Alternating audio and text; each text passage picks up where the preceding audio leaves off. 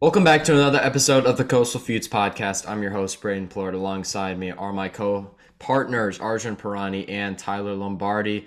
Charlie currently has a concussion, so our hopes and prayers are going up to him for a quick and speedy recovery. But gentlemen, we have some sports to dive into. And we were just talking earlier kind of about the signing of Stefon Diggs and the impact that might have with the Patriots. I was almost comparing it to when Stefon Diggs went to the Bills. That's when Josh Allen took that next step as a QB and went to the next level. I'm kind of thinking maybe we see a similar situation with Drake May because I know that player comparisons, Drake May and Josh Allen have always been in the same conversations that way as a tall, extremely talented arm QB that also has the capability to run. So I don't know. What are you guys' thoughts on that? Do you think that's true in the fashion, a good comparison?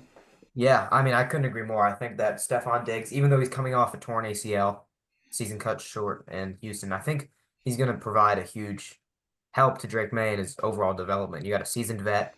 Some may call it a locker room cancer. I don't see it that way. I think that who's the edge rusher that asked out of Matthew New Judon England? Hmm? for New England. Matthew Yeah, Judon. Judon asked out. I think he was a bigger cancer than what Stefon Diggs could even bring to the table.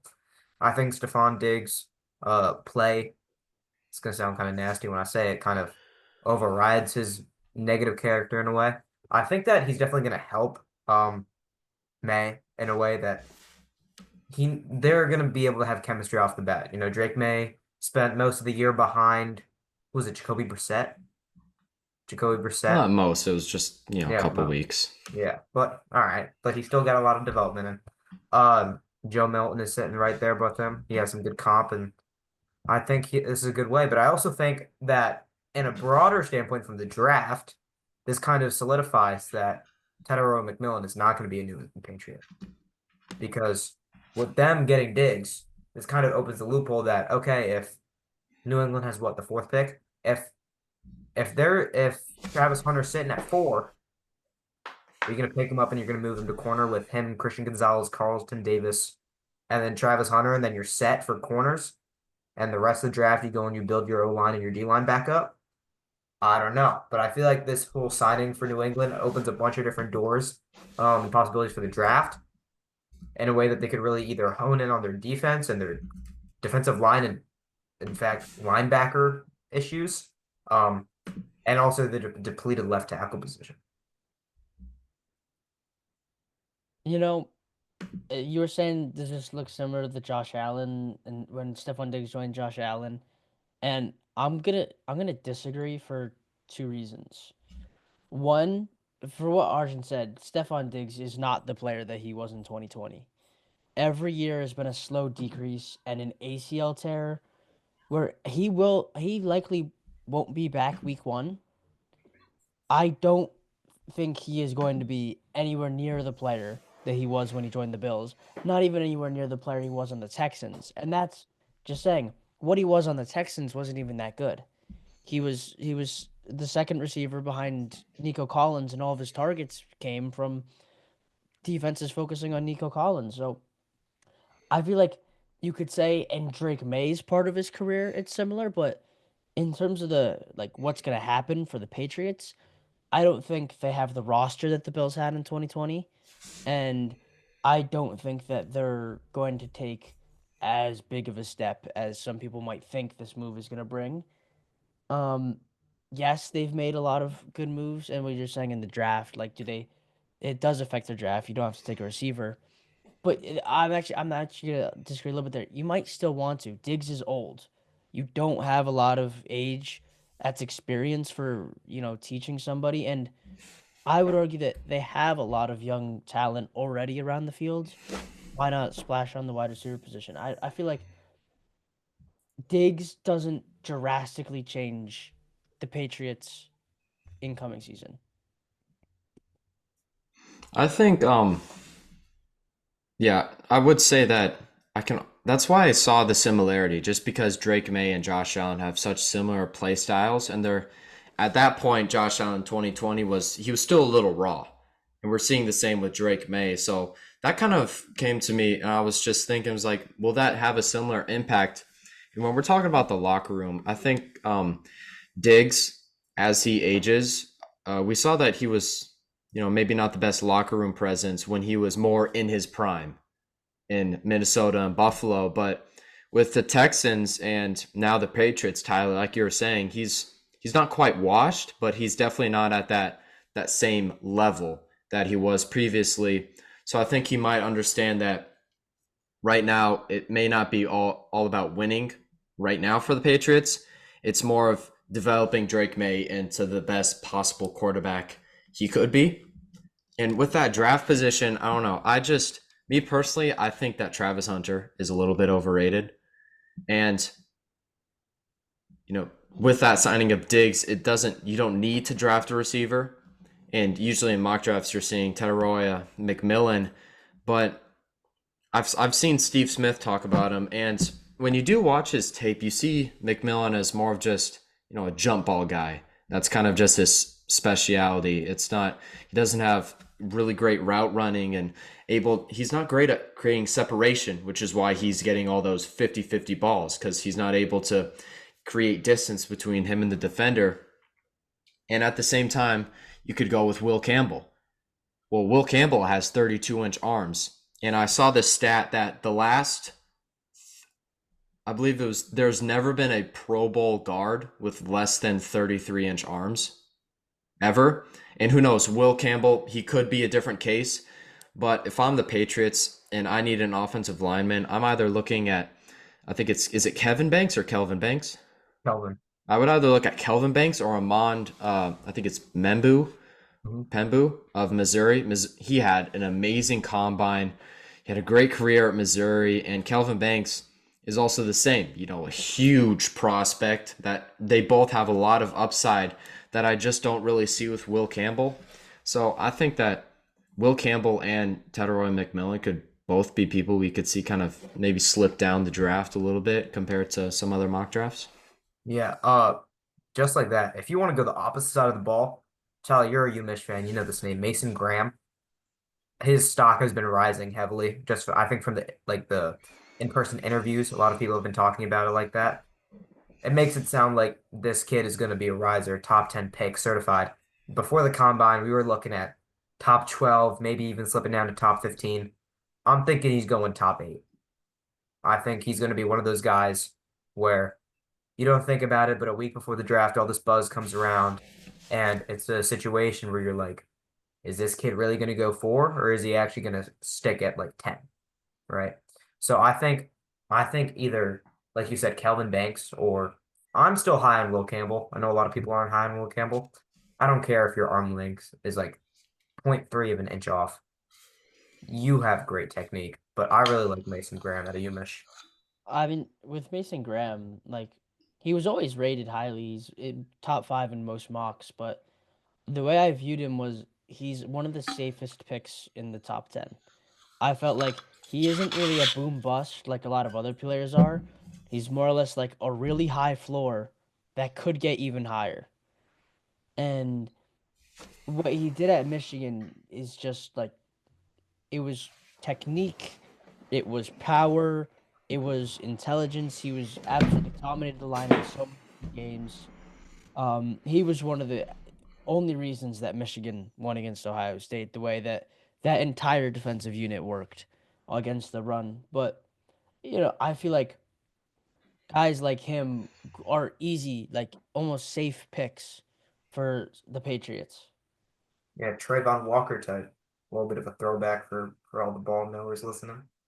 I remember about Trayvon Walker. Dude, for me, Trayvon Walker was the most forgettable number 1 draft pick I had heard of in recent years. Uh-huh. I mean, Aiden Hutchinson went number 2, and Uh-huh. I really felt like Aiden Hutchinson was the guy that went number 1, Yep. just because of all the buzz he got Uh-huh. before midseason and just how he developed as a rookie. Yeah, it's And crazy. Crazy. what I saw on Instagram earlier is that Luther Burden, his off-field stuff might have an impact on him in the draft. I've heard stuff about executives talking about his work ethic and just his locker room presence isn't one that you would look for in a teammate or a player that you're willing to draft. So the talent is definitely there, but it's the mental side of things that can have him drop. And I think it's the same thing with James Pierce Jr. Just Mm-hmm. that work ethic and being a teammate. So I don't know. I'm seeing a lot of guys in this draft that could definitely slip a little farther than what a lot of people are predicting. I don't know. Do you guys have anyone that you think could slip or should not slip? And Yeah, you took the words right out of my mouth. James Pierce. A year ago, we were looking at him being potentially the number one pick in this draft, and we're looking at him as a day two guy now, which is crazy to say. Look at the mocks. He, I wouldn't say day two, but you don't think he's gonna you think he's gonna stay in the first round? yeah, I don't think he's gonna stay in the first round. he has first overall pick talent. Exactly. But over the past couple of years, Uh, people are a lot of people get sorted out when it comes time for the NFL. If you have first overall pick talent, no GM is gonna skip over you because of supposed work ethic. If you have the talent to be a number one overall pick, they will sort you out. no, I don't think that will happen. I think he'll fall to day two. I'll die on that hill. The I'll die on person who that I hill. think, if anybody would slip, is Ginty because there aren't really teams right now that are, besides for the Raiders, there aren't really teams in need of a running back. The Bears, yeah, I've heard stuff about the Bears. the Yeah, Bears, Cowboys, Yeah.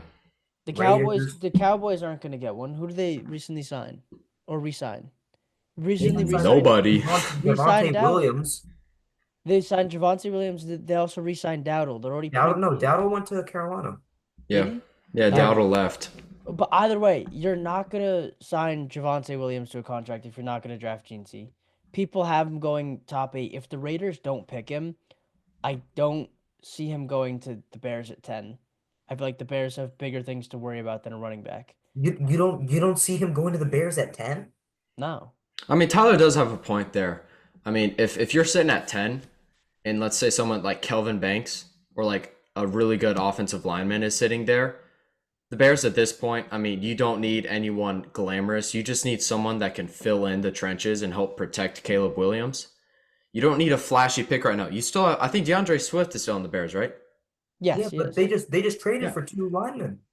Yeah, they traded for 2 linemen, and why not add to that depth? Because the Bears, when have the Bears ever not needed a lineman?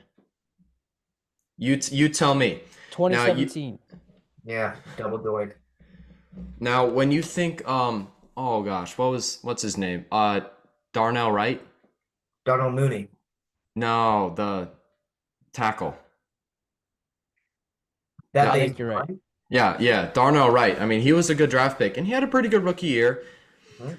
and second year. And then yeah, if let's say Kelvin Banks is available, I think you have to keep in mind that it's not always just about talent, but you also have to keep in mind of position. Running back is the least desirable Yeah. position to And draft. DeAndre Swift is a really underrated running back. I mean, when he gets the opportunity, he can be really good. We saw flashes of that in with the Lions, with Philly, and he's also a really good pass catching back, which is helping Caleb Williams. And we saw in this offseason, the line is the biggest priority. So why not go out in the draft and get someone so that maybe if one of these aging linemen or someone you traded for goes away, now you got someone that can slot in. I would be so shocked to see that, especially with Ben Johnson coming in and that dual back he ran, that dual backfield he ran with David Montgomery and Jahmyr Gibbs, Sonic and Knuckles they called him. I would be beyond shocked to It's not to see him not try to replicate that with Jenkins. it's not that they don't need him or they wouldn't be so much better if they had him. It's that drafting a running back that high when a running back isn't your top priority isn't what you want to do as a team because it's a lot of money to pay a rookie running back when running backs aren't notoriously highly paid. And there's just lots of other options that you could take that I feel like would have a bigger impact on the Bears this season than Ashton Jeanty would. And then even you move down to the Cowboys, most of the mocks I've seen of the Cowboys have them taking a receiver at 12. But like, if we take someone like Matthew Golden, or like if T Mac slips all the way to us, which I doubt will happen, it's like I know that you want to have a pair. I know you want to have someone else with CD to give Dak another weapon with Jake Ferguson and CD Lamb and Brandon Cooks, even though he's washed. I No, mean, he's on the Saints now. he left. Yeah, he's on the Saints now. Big Yeah, fan. I missed him. Yeah, you need Anyway, the Cowboys need a second receiver. I feel like the Cowboys drafting Golden would be so much better than the Cowboys drafting Ginty. I don't. If anything, the What only pick way what pick do the Cowboys have? 12. 12, yes. The only Okay. way that I could see this like possibly working for the Cowboys is if they pick up a wide receiver, and then in the later rounds they either pick up Amari Hampton from UNC. If I he's don't know if Omarion Hampton is not falling dropping. that far. well, then that's the issue, right? The premium backs you want, unless you want Scatterbrain. Like that's in my mind, that's the drop. I don't know if And then Dylan Scatterbow's even Sampson. day 2, I'm gonna be honest. Yeah, I don't know. People are so high on Scadaboo. Like, I get it that he's an absolute monster truck, but He's it, not, also he's you have not to built for the NFL. you also have to think it's the His Big build. 12, and you know what's been the joke of the Big 12 forever? Big 12 tackling. Yeah, it's like he's not built for the NFL. Like he doesn't have breakaway speed. Now, what I think people aren't really looking at too much or not enough is I think the distance between Ashton Jeanty and Omarion Hampton Is not that is big. not It's not not as that much as big. people think. Omarion Hampton, he goes to North Carolina. North Carolina football hasn't done a whole lot as a team to get national spotlight aside from Drake May. And that's really about it. And I think that gap is, not as big as people think. I mean, Jeanty's still 5'8". Now, I'm not saying that you can't be short and still not have success in the NFL. We saw that with Barry Sanders and a number of other good backs, Emmitt Smith. But I'm just saying that's not considerable when you're going into the NFL after you're playing Mountain West opponents. And someone that, I don't know, I think a lot of people are sleeping on is Quinshon Judkins. I mean, he's really athletically gifted. He had good production at Ole Miss and Ohio State, and he has an NFL-ready body. I mean, he's built like a truck. He's ready to go. I think that he could be a nice little later round pickup for running back that you can slot in, put him in for a couple formations. I don't know. I think Judkins is a slept-on running back. The other thing I'm saying with Jeanty is, why would a team risk that super high pick when you have a class this deep at running back?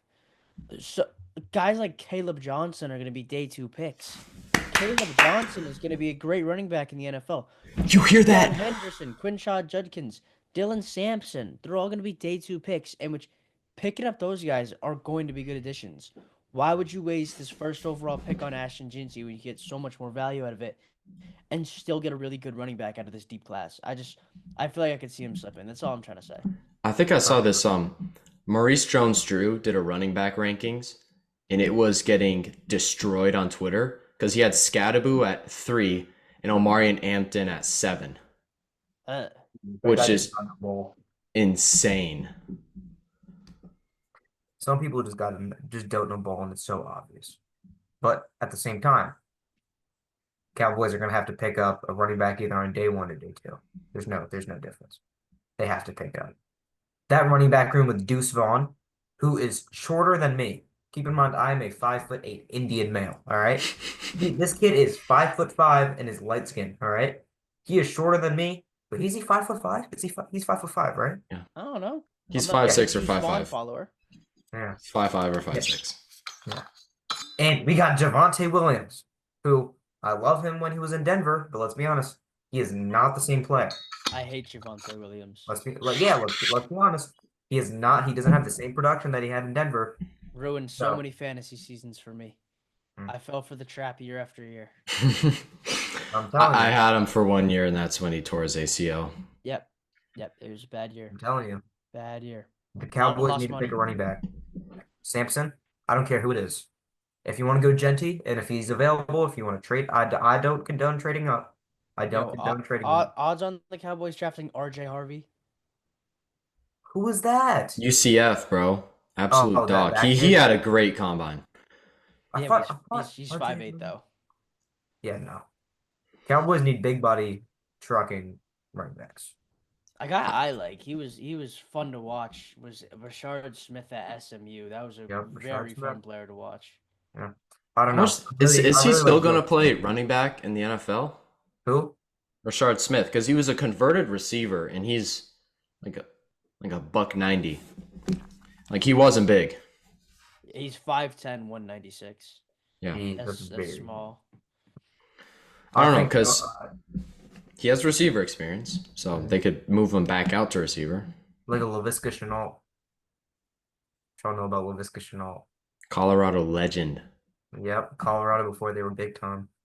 It's my favorite. Was Anytime I would do like a Jaguars or anytime I do a rebuild, I would just trade for him because I thought the name was so cool.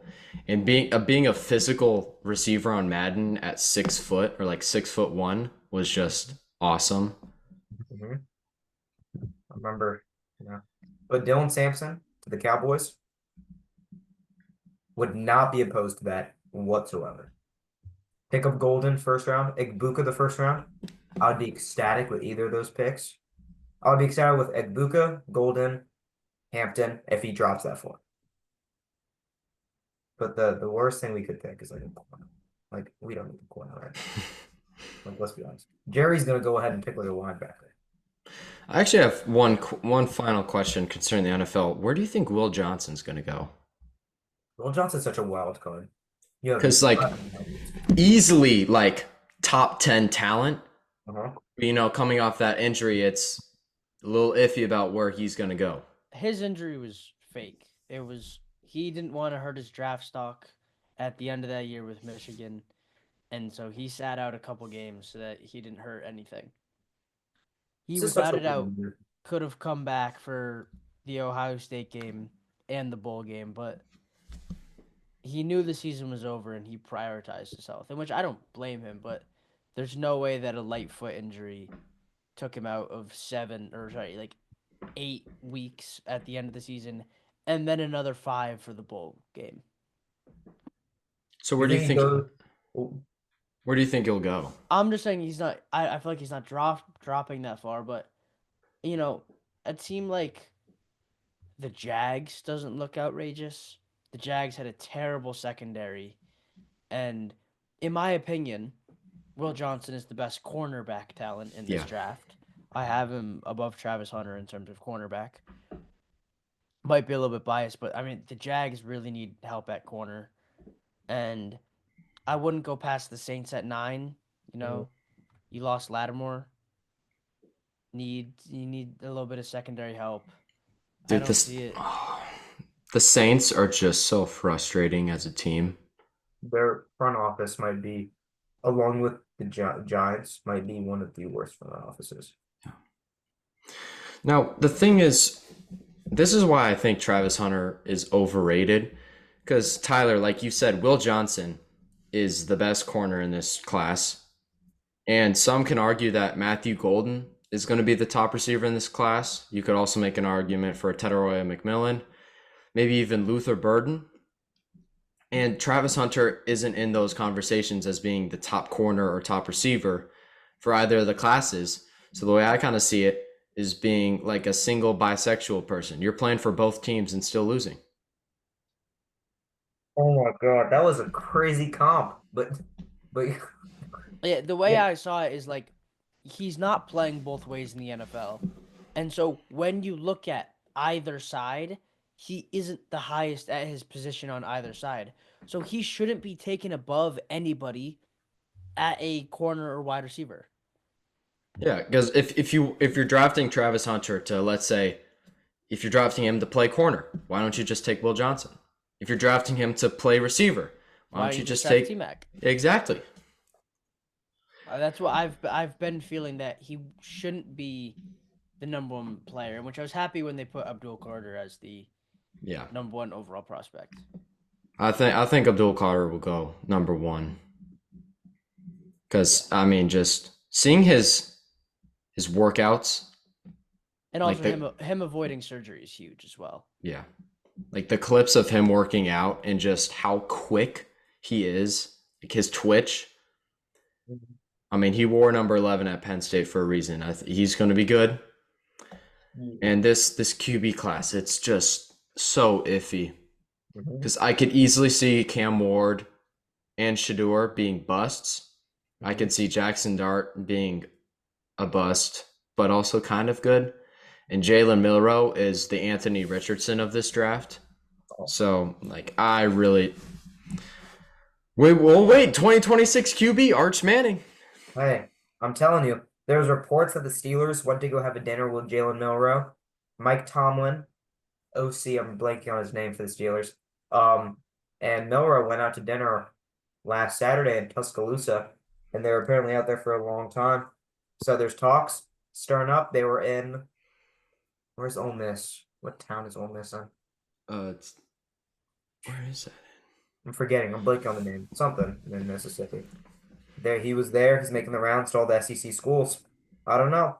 There's a lot of talk about Jalen Milroe. Like you said, I think he's the Anthony Richardson of this class. I think he's bums. I'm gonna be honest. I don't see I don't see any like clear-cut evidence other than physical upside that could prompt you to take him in the first 2 days. Genuinely. Like, so what, he played for Alabama. You know who else played for Alabama? AJ McCarron. Like now.